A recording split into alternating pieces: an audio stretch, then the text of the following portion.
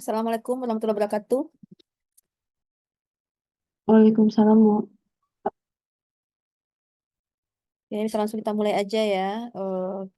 Betul 50 menit ke depan. Pengenalan sebenarnya lebih ke bentuk diskusi terkait dengan peralatan-peralatan yang kemungkinan besar kalian temui di tempat magang ya. Nah, jadi untuk yang topik sekarang, Ibu kebagian terkait dengan mikroskopi ya. Boleh Ibu share screen?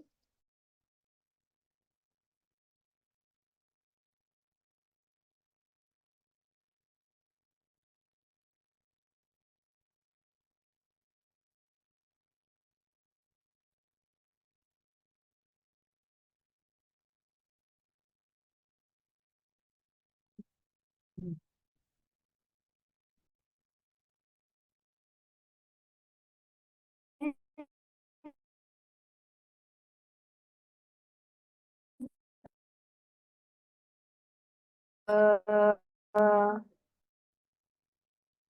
Diagnostik atau kita di mikroskop. Kalau di yang di rumah sakit, apakah sudah akuarium yang mikronya, rumah sakit Unan?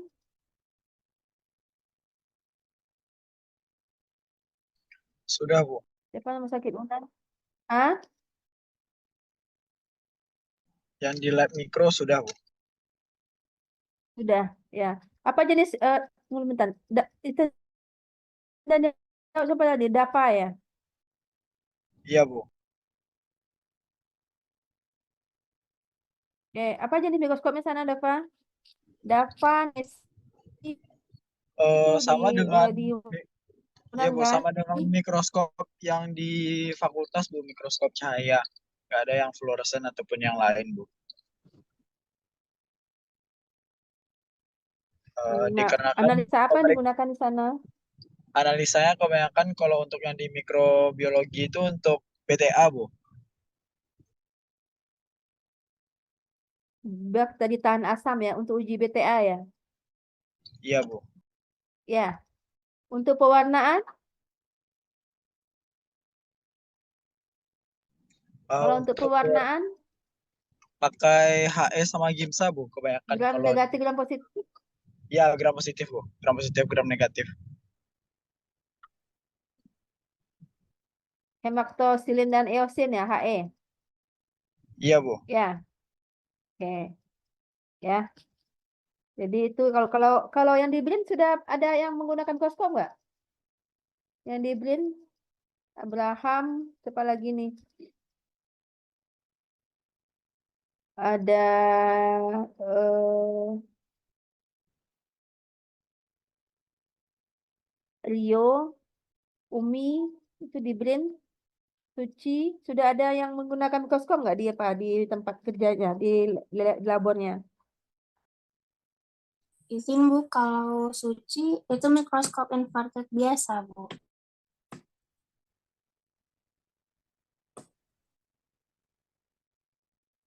Mikroskop apa? Mikroskop inverted biasa, Bu. Sama kayak Dava, Bu. Oh, inverted berarti beda. Kalau dia memang berbasis cahaya, tapi namanya inverted. Inverted itu kayak yang di kultur kita Iya, untuk Bu. kultur sel. Suci, iya, kalau Suci labnya kultur sel pakai mikroskop inverted, Bu. Ya. Mikroskop cahaya, ya. Oke. Yang di BRIN sudah ada enggak yang misalnya mulai menggunakan seperti fluoresen atau mungkin ada konvokal atau TIM?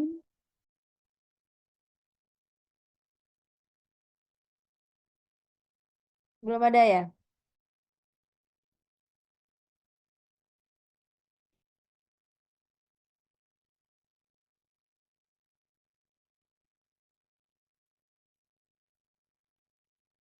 Yang Agnes ada masuk Agnes?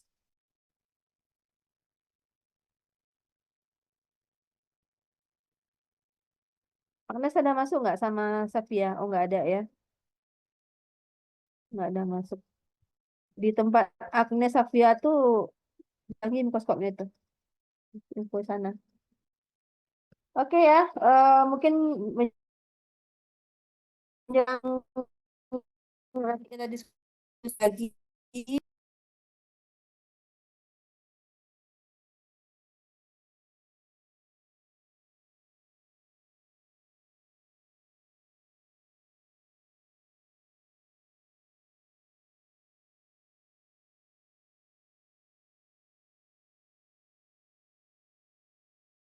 Ya, tapi kalau untuk riset itu beda lagi nanti. Ya, nah sekarang mungkin Ibu kasih pengantar sedikit terkait dengan apa-apa saja mikroskop yang perlu kalian ketahui. Ya, nanti akan berguna untuk menegakkan diagnostik dan untuk riset.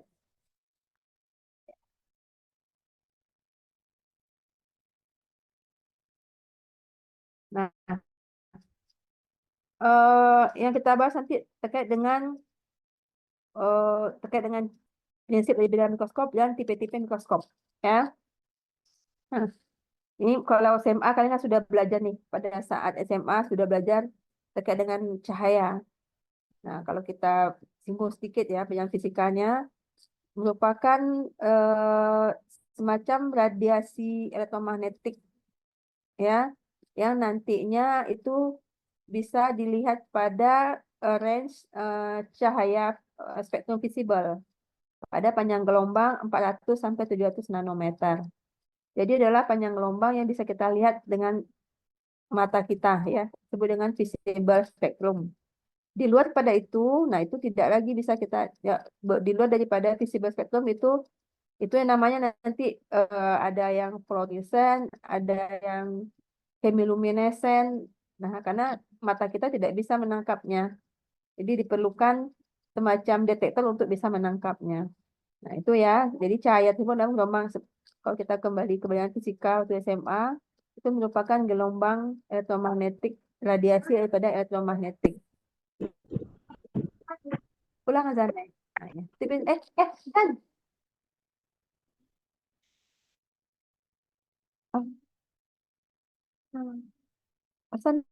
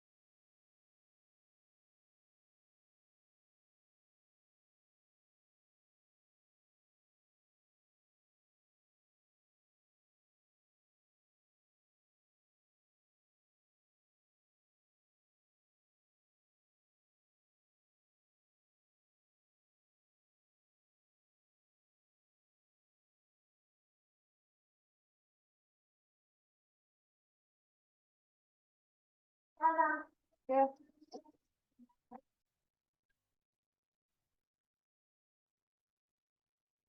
Nah, kalau kita ngomong soal cahaya, ya, ada tiga hal yang menjadi dasar ya pada dimensi pada cahaya tadi. Pertama adalah intensitas. Nah, ini terkait dengan kalau kita awam itu adalah terang keterangannya ya, terang lebih terang, kemudian blur dan sebagainya. Kemudian panjang gelombang atau frekuensi. Nah, ini ada panjang gelombang berapa dia. Kemudian polarisasinya. Jadi cahaya ini juga bisa mengerti. Jadi angle vibrasinya itu pada hal-hal 3 dimensi yang penting dalam kalau kita belajar tentang cahaya. Oke. Nah, apa itu mikroskop? Ya. Nah, kalau kita lihat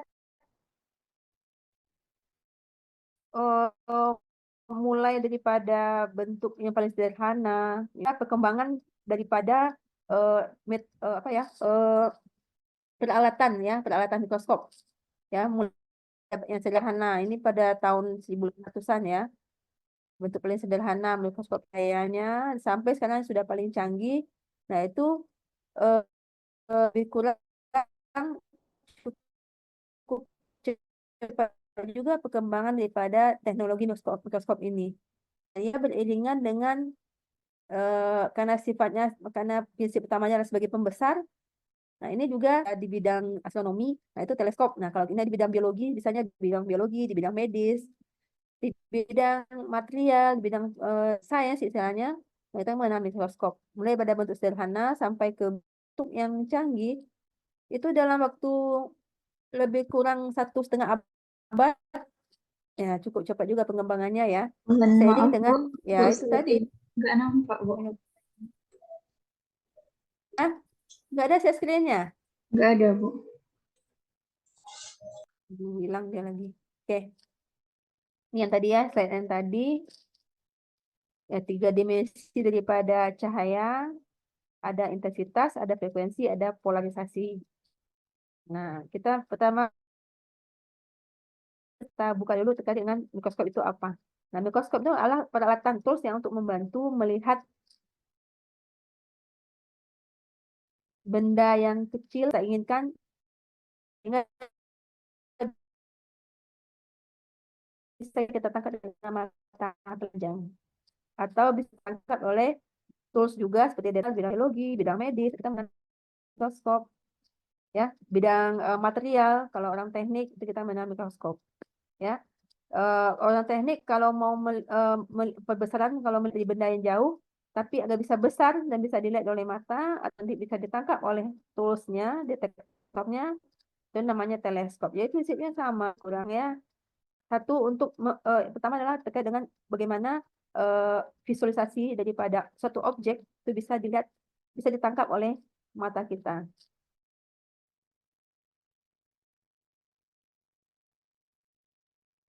Nah, ini kalau awal betul yang paling sederhana itu kan itu loop. Loop itu ditemukan mikroskop yang misalnya lensa yang paling sederhana sebagai cikal bakal daripada mikroskop. Nah, itu ditemukan pada tahun 1590 ya. Mulai dari sanalah beranjak orang para peneliti dan para ahli bisa melihat objek-objek yang awalnya tidak bisa dilihat oleh mata telanjang.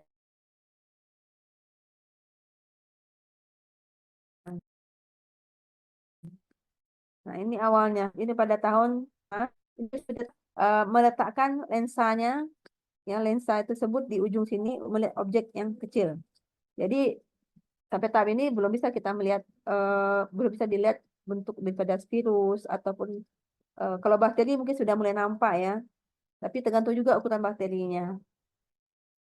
Nah, pada tahun 1600, nah inilah mulai ditemukannya, tapi yang menemukannya itu adalah si Anthony Leeuwenhoek ya pada tahun 1600.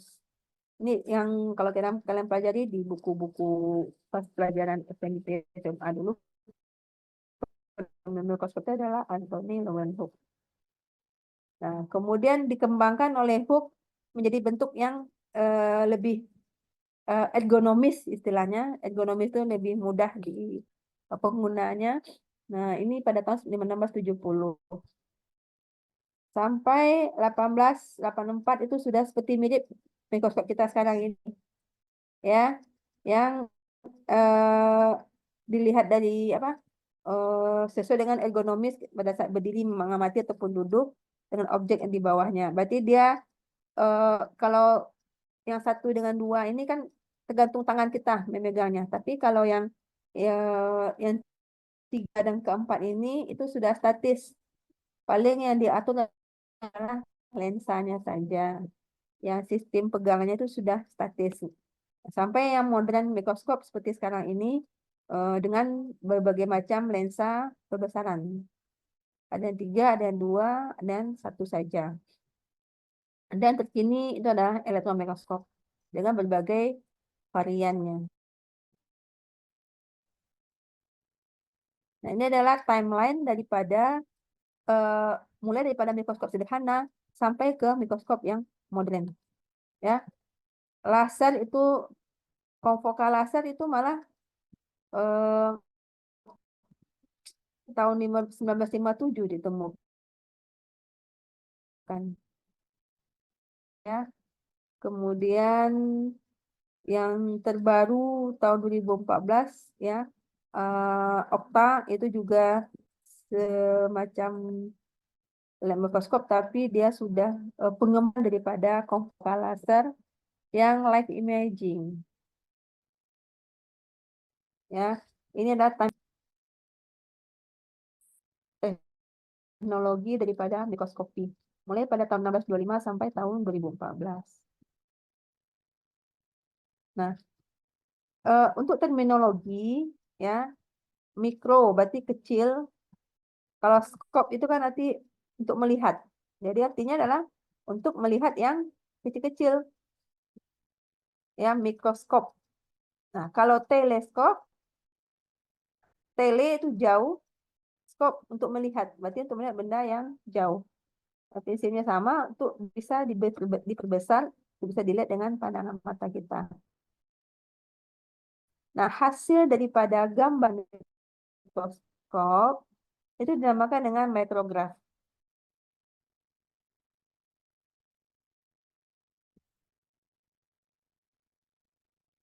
Oke. Kemudian perbesaran mikroskop. Untuk mikroskop-mikroskop yang sekarang itu sudah otomatis itu sudah ada berapa ukuran perbesarannya. Jadi kalau pada gambarnya itu sudah bisa kita lihat sekian kali, perbesaran 10.000 dan sebagainya. Nah, kalau zaman dulu dia pakai faktor perkalian untuk melihat mikroskop ini berapa perbesarannya. Bentar ya.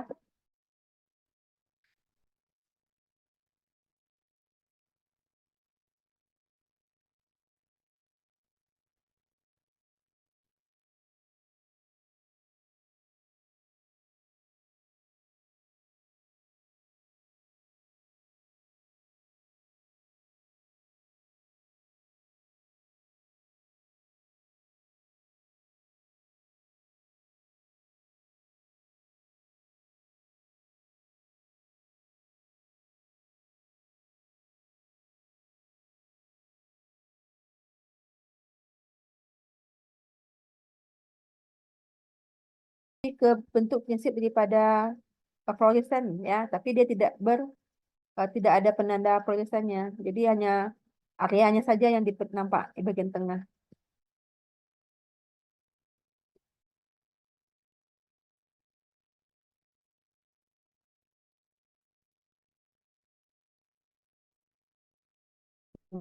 Nah, untuk bright field ini prinsipnya adalah cahaya tersebut eh, sehingga nampak lebih terang warnanya. Nah, ini biasanya diaplikasikan misalnya pada spesimen yang memiliki tingkat kekontrasan yang tinggi ya di dalam sampel tersebut.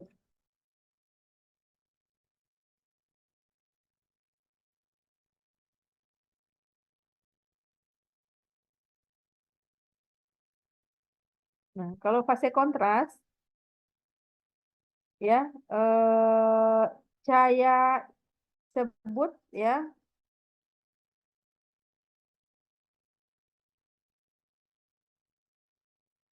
jadi ada semacam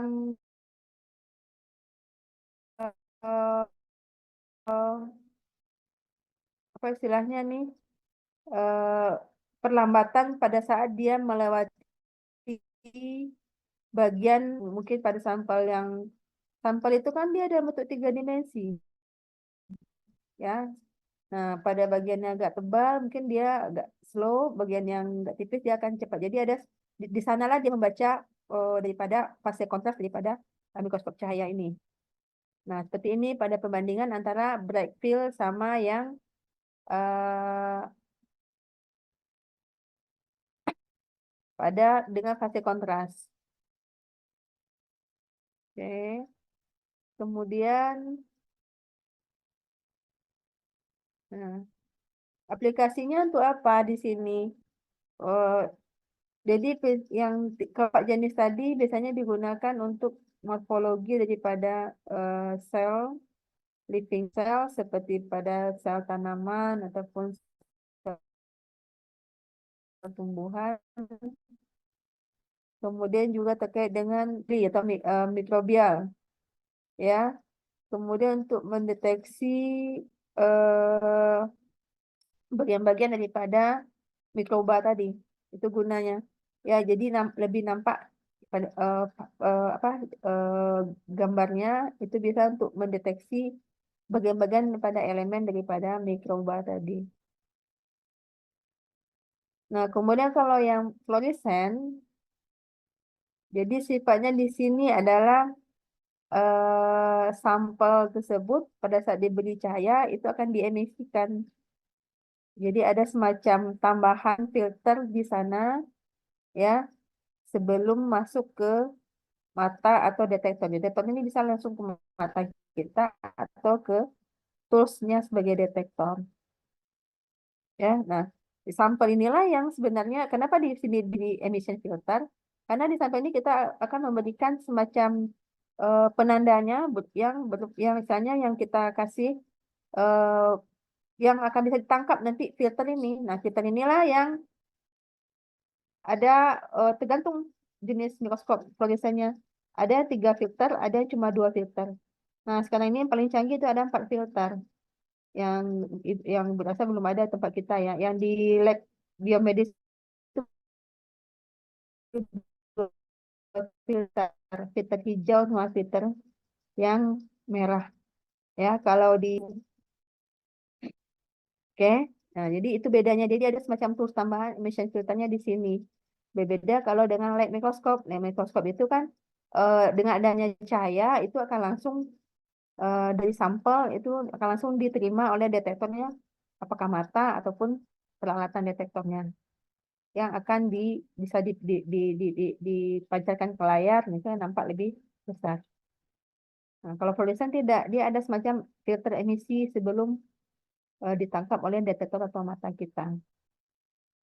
Visualisasi daripada fluoresen ini sangat banyak sekali sekarang, yaitu terkait dengan eh, bakteri, kemudian juga bisa untuk mendeteksi antibodi yang spesifik kali yang ada yang dihasilkan atau diproduksi oleh satu sel.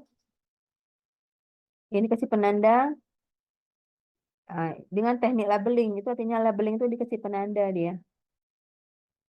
Kemudian untuk mengidentifikasi eh, organisme yang sebelumnya itu sudah dilabel dengan fluorokrom.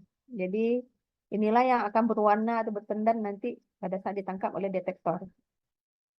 Kenapa ini? Karena eh, kalau kita pakai light itu kita akan nampak targetnya. Misalnya kalau pakai light, kalau kita mau mendeteksi antibodi pada bakteri tadi, bukan antibodi ya, semacam protein pada bakteri tadi atau pada suatu sel, itu kita nggak akan nampak sama aja, nampaknya selnya aja nampak sama kita.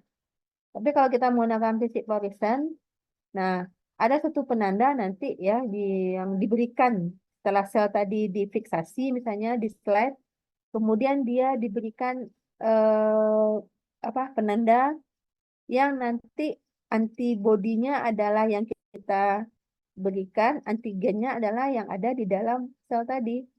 Nah, inilah yang ditangkap oleh mikroskop fluoresan tadi. Dan salah satu keuntungan juga bahwa eh, kalau dengan menggunakan mikroskop fluoresan ini, itu bisa kita melihat mana yang sel hidup, mana yang sel mati. Karena ada yang membedakan protein yang dikeluarkan oleh sel hidup dengan sel mati. Ya, misalnya kalau pada sel mati tentu mungkin ada membran yang sudah rusak atau sesuatu yang sudah dirilisnya kepada membrannya. Kalau sel hidup itu tidak. Nah, ini yang misalnya pada selain kalau pewarnaan tripan blue, nah itu dilihat pada mikroskop cahaya biasa aja bisa tuh. Cuma bisa keseluruhan mana sel yang mati sama sel hidup. Tapi kalau mau melihat bagian mananya yang daripada sel mati atau sel hidup tadi, nah itu baru kita menggunakan fluoresan mikroskop. Oke, sebentar ya. Fluoresan, konfocal. Oke, fluoresan dulu ya. Nah, misalnya kalau pada pewarnaan eh,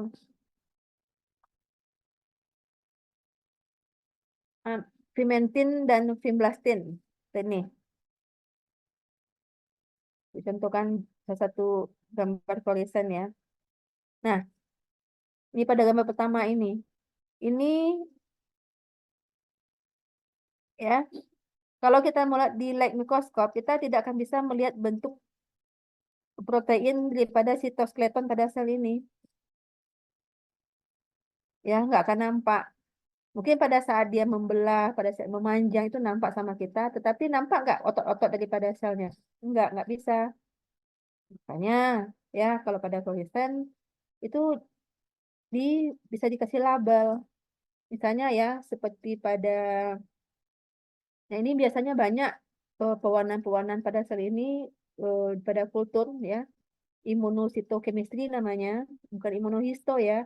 Kalau imunohistochemistry itu sama kerjanya kayak PA. Ya, PA dikasih warna HNA ya, hematoxylin apa? Hematoxylin dan eosin misalnya, atau pewarnaan ABC atau pewarnaan GIMSA. Ini hanya bisa melihat sel tadi, kemudian ke fase misalnya gelap terangnya, kemudian ke warnanya juga. Misalnya kan kalau pada leukosit ya, pada monosit kan itu spesifik warnanya pada saat kita pemberian warna. Ada yang warnanya warna ungu, ada yang warnanya warna merah ya. Nah, itu yang ditandai ya.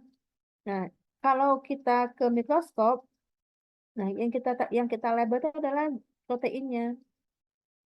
Ke fluoresan mikroskop ini proteinnya atau ke segmen ujung segmen daripada organel ya, itu kalau fluoresan. Oke. Nah, nanti bisa kalian lihat pada YouTube, ini ada link YouTube-nya.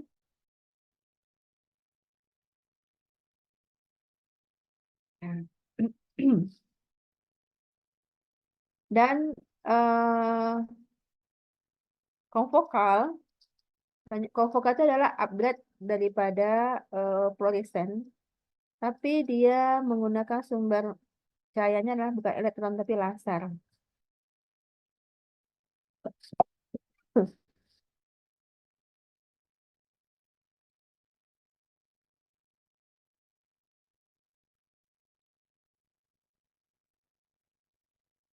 Kelebihan daripada konfokal ini bisa kita melihat dalam bentuk pembesaran satu sel atau maksimal atau 5 sel ya. Tapi kalau apa fluoresan itu kita paling pembesarannya misalnya eh, 100 kali yang paling besar. Nah, kalau konfokal ini sumber cahayanya membedakan adalah laser tadi. Dan dibaca nanti prinsipnya. Dan filter yang digunakan itu bisa bervariasi. Misalnya tunnel essay, terminal and neck terminal neck and labeling. Berarti dia akan melabel fragmentasi daripada DNA. Berarti targetnya di sini adalah DNA. Oke, inti sel. Inti sel yang masih utuh sama inti sel yang sudah terfragmentasi. Itu contohnya.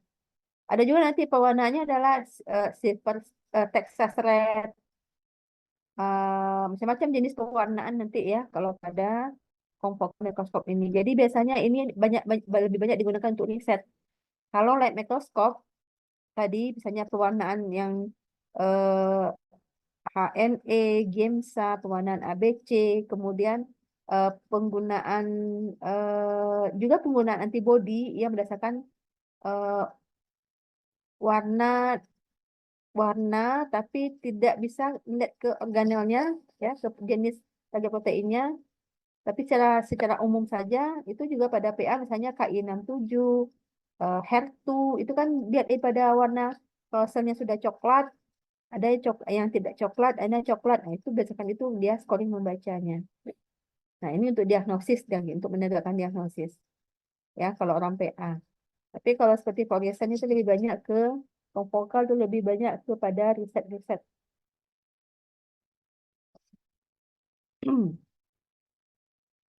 Mungkin di BRIN itu ada, saya yakin di BRIN ada fluoresan sama mikroskop confocal ini. Ya, karena emang itu banyak digunakan untuk riset. Ya berbeda kayak rumah sakit itu banyak menggunakan mikroskop cahaya. Tetapi walaupun dia menggunakan mikroskop cahaya, tapi sekarang ini sudah banyak ya update-nya terkait dengan yang untuk memudahkan daripada yang ahlinya untuk melihat. Jadi kayak patologi anatomi itu dia ada sertifikatnya juga tuh untuk melihat slide daripada sel yang dilihatnya.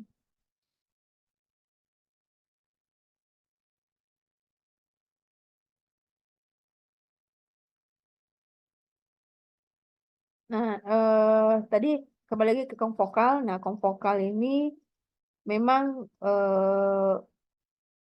bagi kalau sekarang sudah digandeng dengan living cell, jadi bisa melihat bentuk sel. Jadi pada saat satu sel membelah menjadi 2 sel, tapi dia berwarna fluoresen, ya. Jadi kromosom-kromosom pada saat pembelahan itu, pada saat satu sel tadi terbagi menjadi 2, itu bisa dilihat diamati sebagai imaging live cell namanya.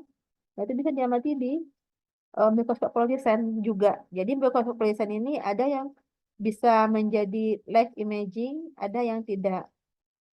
Ya, yang tentu yang terbaru adalah yang live imaging ini. Nah, kalau dulu mikroskop fluoresen ini gede ya, bisa sebesar satu meja itu. Kalau sekarang itu kecil aja, sebesar sebesar eh, alat fisik aja lagi. Ya, ada mikroskop fluoresen ya yang hanya sebesar alat PCR. Kalau sebelumnya fluoresen itu gede dan kita mesti meletaknya di ruang tertutup. Jadi gedenya sebesar satu meja setengah biru itu alatnya. Kemudian nanti ditambah eh, layarnya. Nah, sekarang kan kita besar ya dan mesti dalam suasana gelap kita letakkan. Nah, kalau sekarang ini kalau fluoresan sama konvokal itu nggak perlu ruang gelap lagi. Kondisi slide-nya aja yang diletakkan di dalam, disimpan. Ya, kayak seperti kita memasukkan plate ELISA, nah seperti itu juga kita meletakkan slide daripada mikroskop tadi ataupun nanti chamber untuk melihat pada saat live imaging daripada pembelahan sel tadi.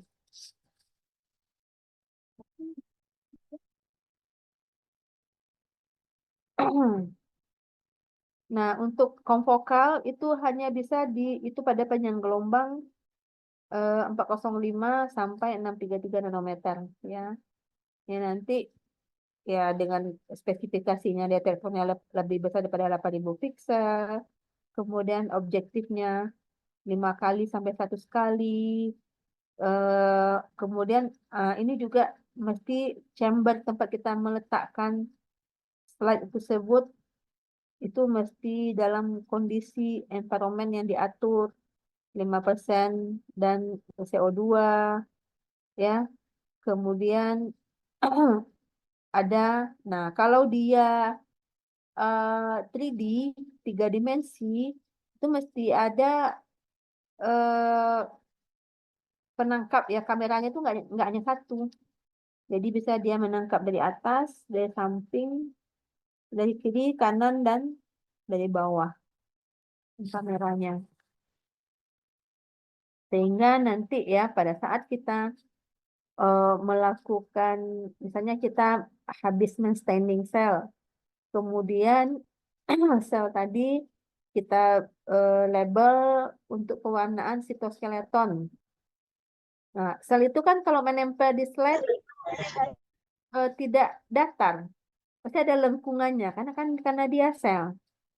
Kalau cahaya biasa, kita hanya melihat dia dalam 2 dimensi. Kalau light microscope, kalau fluoresen kita hanya melihatnya dalam 2 dimensi. Tapi kalau konfocal kita bisa melihatnya dalam bentuk 3 dimensi. Karena sistem laser tadi dia seperti men-scan layer by layer, lapis per lapis di scan-nya. Nah, itulah nanti akan direkap dalam satu sistem rekapitulasi, itu akan digabungkan, kemudian divisualkan lagi dalam bentuk 3 dimensi. Jadi sel tadi bentuknya nampak bentuk 3 dimensinya, ya. Bedanya konvokal, satu bentuk konvokal sama yang fluoresen. Nah, kalau fluoresen ini tampilan begini itu lebih ke ini konvokal nih. Ya. Tampilan ini juga bisa dilihat dengan fluoresen, tapi kita tidak bisa melihat perbesarannya dalam satu sel. Seperti pada gambar 4 ini. Nah, keunggulan daripada konvokal, kalau ini kan kita melihatnya dalam bentuk 2 dimensi. Keunggulan daripada konvokal, kita bisa melihat misalnya pada gambar keempat ini. Kita bisa lihat dari sisi sebelah sini, ya, pada saat dia membelah 2, atau dari sisi dia sebelah di sini, pada saat kita lihat dari samping sini nih. Nah, tentu dia kita nampak satu aja, karena belahannya berada di belakang. Jadi bisa dilihat dari atas bawah, karena ada penangkap kamera itu ada di 4 lokasi. Nah, ini pada sel syaraf ini ya. Ini live imaging pada saat terjadi awal terjadinya pembelahan sel. Jadi ini pada inti sel yang mulai membelah. Ini juga ini pada sel saraf. Ini pada sel kanker. Ya. Nah, ini yang Ibu bilang tadi, cytoskeleton tadi, ya. Jadi dia bisa nanti dilihat struktur daripada misalnya apa ya, protein-protein yang menyusun kerangka daripada sel tadi. Yang biru ini adalah inti selnya. Jadi dia melabel ada 3 warna. Inti sel, sitoskeleton sel, yang merahnya adalah membran.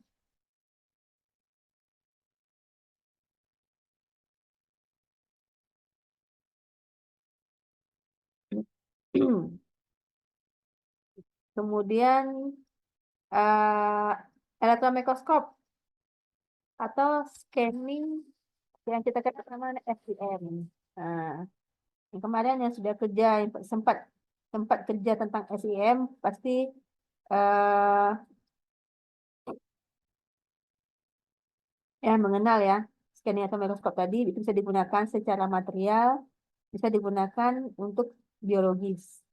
Nah, kalau pada material itu misalnya kerapatan material, ada nggak lubang-lubang, loop-loop bentuk-bentuk di dalam material tadi. Nah, kalau ada berapa diameternya itu bisa diukur kalau orang pada material. Itu juga orang-orang di biomaterial. Misalnya mau membuat bentuk simian tulang, ya. Misalnya jika ada misalnya mau merekatkan antara dua tulang itu disebut dengan beton, istilahnya kalau istilah orang ortopedi. Nanti jadi untuk penyambungan dikasih beton. Nah, itu sudah ada penelitian sebelumnya bahwa kerapatan beton ini berapa. Kemudian kalau ada di tengah-tengahnya kan dia tidak seperti bentuk benda yang mampat ya. Pasti ada rongga-rongga di dalamnya kalau dilihat di dalam mikroskop itu berapa. Itu sebelum kerapatannya. Nah, ini dilihat dengan scanning elektron mikroskop. Scanning elektron mikroskop ini tidak berwarna nanti bentuk selnya. Warnanya abu-abu. Ya, warnanya abu-abu karena dia elektron mikroskop. Beda dengan fluoresan sama konfokal tadi. Itu kita bisa karena dia berbasis cahaya, itu makanya bisa kita modif ya. Istilahnya kita bisa label, kita bisa staining, kemudian kita kasih filter warna apa sesuai dengan warna pewarnaannya, jadi cantik warnanya.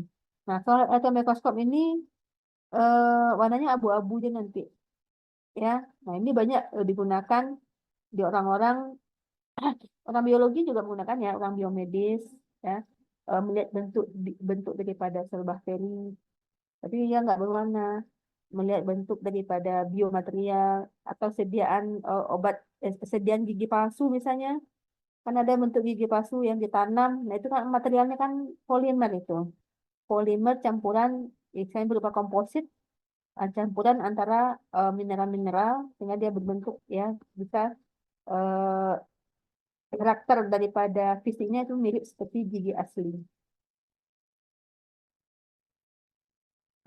Ada dua jenis mikroskop elektron, ada scanning elektron mikroskop, ada yang transmission elektron mikroskop. Kalau scanning itu di coating dengan logam berat ya, sehingga sel tadi memang nampak ya eh, kaku dia, utuh dia.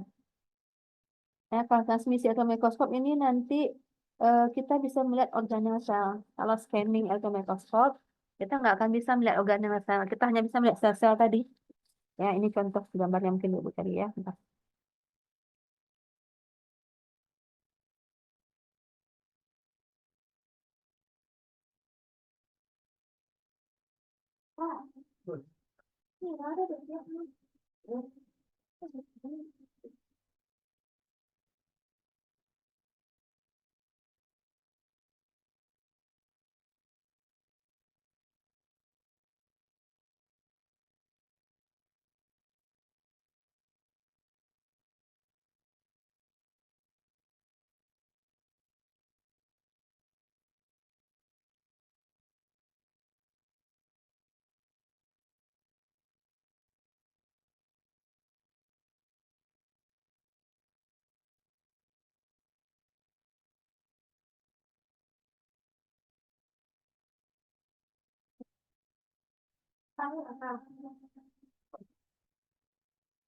Hmm.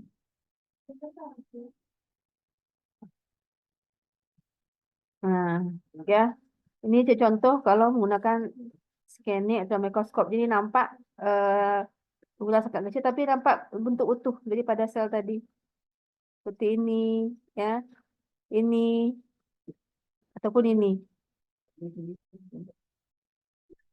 ya. Tapi kita nggak bisa lihat dalamnya. Itu bedanya dengan konfokal nanti, ya. Nah, kalau konfokal eh, dari segi sediaannya juga beda, ya. Eh, apa nih cahaya, mikroskop cahaya seperti melihat sediaan pada mikrobiologi seperti itu biasa aja, ya. Cuma nanti kita coating, jadi direndam nanti misalnya di coating dengan logam. Nah, kalau transmisi atau mikroskop itu memang diperlukan lapisan yang sangat tipis. Jadi satu sel tadi dibelah artinya. Difiksasi, dililin, pakai lilin tapi dia micro lilin, micro wax. kemudian dipotong pakai pisau intan atau disebut dengan ultra thin diamond knife. Nah,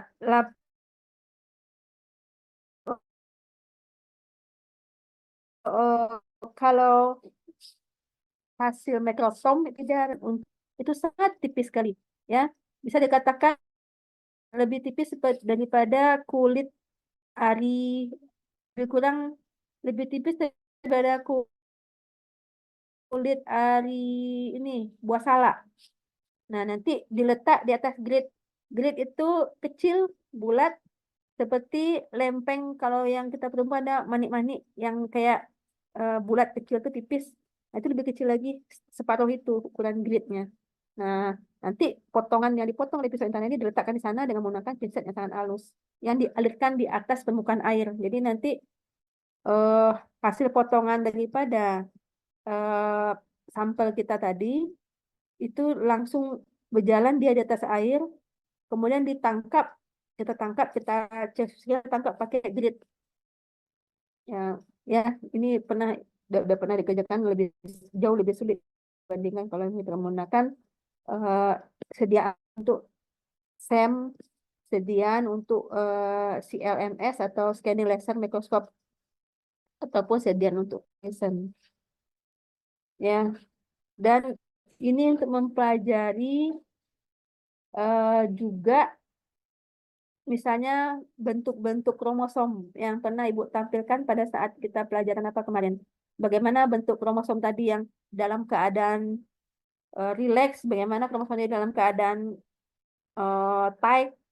Nah, ini bisa dilihat di TEM. Kemudian bentuk mitokondria itu juga bisa dilihat dengan TEM. Ya. Jadi organel-organel daripada sel tersebut itu bisa dilihat dengan menggunakan TEM. Tapi tidak bisa kita melihat dengan SEM. Itu keunggulan daripada TEM. Dan TEM ini selain untuk biologi atau untuk biomedis, untuk medis, juga digunakan untuk bidang orang biomaterial juga, ya, terkait dengan bentuk-bentuk sediaan biomaterial, misalnya benang untuk operasi, kemudian gel. Nah, sekarang kan untuk operasi pada saat itu kan nggak pakai benang lagi untuk menjahitnya, tapi kan pakai gel perekat. Nah, itu dimensi daripada bisa dilihat dengan TEM. Itulah keunggulan pada TEM. Nah, Ibu nggak tahu mungkin di di TB, Ibu rasa cuma ada di TB, tapi di Fakultas Tekniknya karena lebih banyak digunakan untuk material, ya. Untuk sains, Ibu rasa belum, sains yang arah biosainsnya itu Ibu rasa belum nampak, belum ada rasanya di tempat kita. Nah, ini bentuk TEM gede, ya. Jadi dari meja sampai ke atap besarnya. Di perangkat utamanya ada electron gam, kemudian nanti ada objek, kemudian ada proyektor, ada fluorescent screen. Tapi fluorescennya tidak, nanti tampilan gambarnya tidak seperti fluorescent. Ini hanya bisa membantu. Nah, seperti ini nanti. Nampak mana inti sel, ini retikulum endoplasma misalnya, apa, ribosom, ya. Yang ini mitokondria. Nampak ya kalau kita menggunakan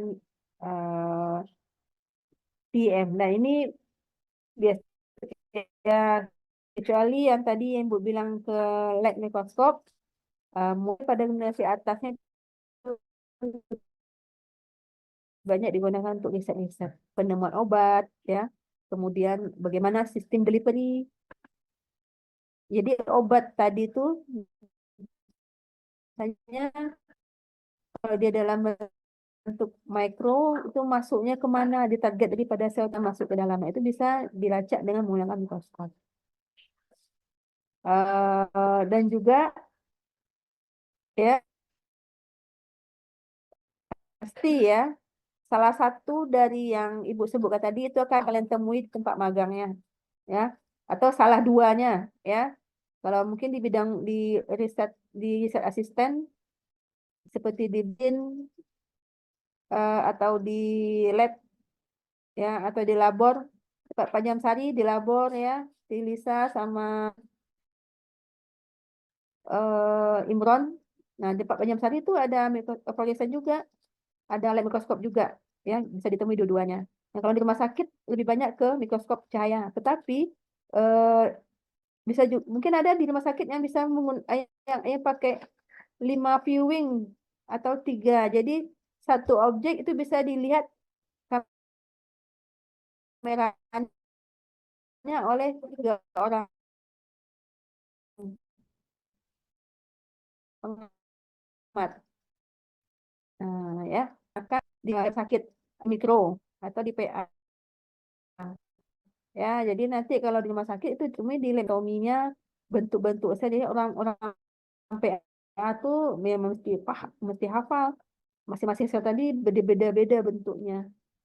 Nah, itu ya di pengamatannya di bawah mikro. Dan mata daripada orang mikrobiologi sama mata orang PA itu sangat berharga sekali bagi mereka. Karena dengan mata itulah mereka mengamati, menegakkan diagnosisnya. Oh, ini jenis selnya neoplasma, fibroadenoma misalnya. Itu ada karakter tersendiri daripada bentuk sel tadi yang dilihat di bawah light mikroskop tadi. Ya. Nah, mulai daripada modifikasi daripada light mikroskop pengembangannya seperti fluoresan, konvokal, itu lebih banyak digunakan di dalam research. Apalagi juga TIM sama SIM itu juga lebih banyak digunakan di riset. Nah, mungkin SIM, oh ya, kalau SIM-nya kalau di Unani ada di teknik ya. Di Fakultas Teknik ada SIM yang mereka lebih banyak penggunanya terkait di bidang material. Misalnya campuran semen, berapa ada nak logamnya di sana. Itu juga itu orang teknik kerjanya itu ya. Di teknik ada satu SIM kita. Konvokal belum ada, konvokal baru ada di Brawijaya. Di BRIN berasa ada konvokal.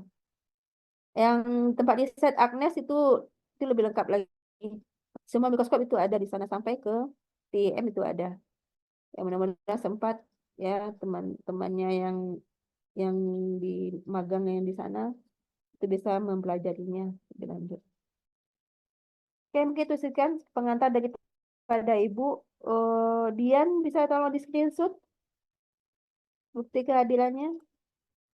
Oh, baik, Bu. Ada yang mau ditanyakan? Maaf, Bu, suara Ibu putus-putus, Bu. Oh. Jadi kita kuliahnya lebih ke pengantar, pengenalan, dan nanti yang akan kemungkinan yang kalian yang jumpai di tempat magangnya. Ya.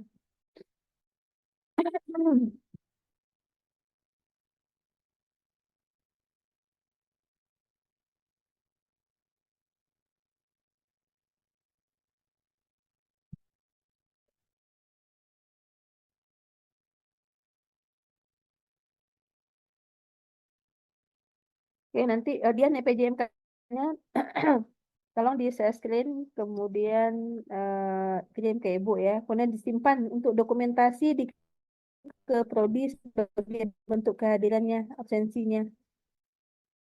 Oh, baik, Bu. Nanti Dian kirim lewat WA, Bu. Dan berarti dia nanti tanggung jawab ya, misalnya pas mata kuliah Ibu, ini bukti absennya, mata kuliah Bu Aisyah Elianti, bukti absennya kan ada ya, setiap berkuliah dengan dosen lain juga ada di screen ya. Ada, Bu.